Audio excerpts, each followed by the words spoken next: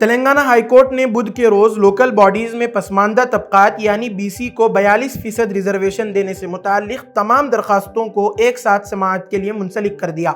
Chief justice اپاریش Kumar Singh کی سربراہی والی ڈویژن بینچ نے ان درخواستوں کی سماعت کی جن میں حکومت کے اس حکم یعنی جی او کو چیلنج کیا گیا ہے جس کے تحت بی سی طبقے کے لیے 42% کوٹا مقرر کیا گیا ہے۔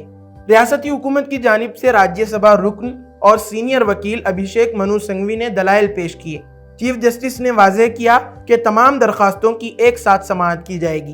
انہوں نے سپریم کورٹ میں اسی معاملے پر دائر درخواست کی تفصیلات طلب کی اور مشاہدہ کیا کہ سپریم کورٹ نے یہ کہتے ہوئے درخواست مسترد کر دی تھی کہ اس معاملے کی سماعت ہائی کورٹ کرے۔ درخواست گزاروں کا کہنا ہے کہ یہ جی او سپریم کورٹ کے اندرا ساہنی فیصلے کی خلاف ورزی کرتا ہے جس میں ریزرویشن کی کل حد 50% مقرر کی گئی تھی۔ تلنگانہ حکومت نے بی سی کے ریزرویشن کو 25% سے بڑھا کر 42% کر دیا ہے، جس کے بعد مجموعی ریزرویشن ایس سی کے لیے 15% اور ایس ٹی کے لیے 10% سمیت 67% ہو گیا ہے۔ درخواست گزاروں کے وکلاء کا کہنا ہے کہ یہ سپریم کورٹ کی مقرر کردہ 50% کی حد سے تجاوز ہے۔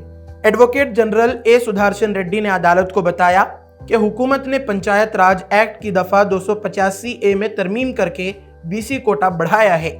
تاہم درخواست گزاروں کے وکیل کا کہنا ہے کہ گورنر نے ابھی تک ان دونوں بلوں کی منظوری نہیں دی جو تلنگانہ اسمبلی نے منظور کیے تھے۔ Bureau report, Deccan media.